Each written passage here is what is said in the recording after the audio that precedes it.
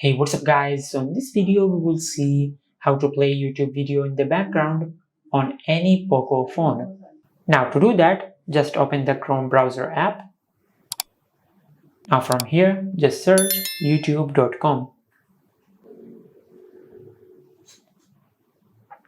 Now from here, just play any video you like.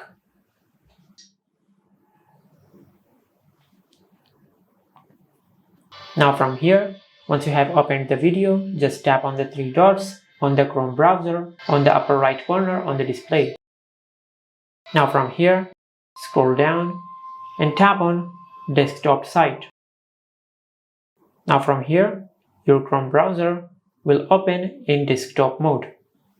Now from here, just open the video. Now from here, just go to your home screen. Now just swipe down and open the control center. Now from here, you can play the video in the background. Just like that. Now as you can see, this is how you can play YouTube videos in the background on any Poco phone. If you found this video helpful, please like the video and subscribe to our channel and hit the bell icon to get notified when we upload a new video.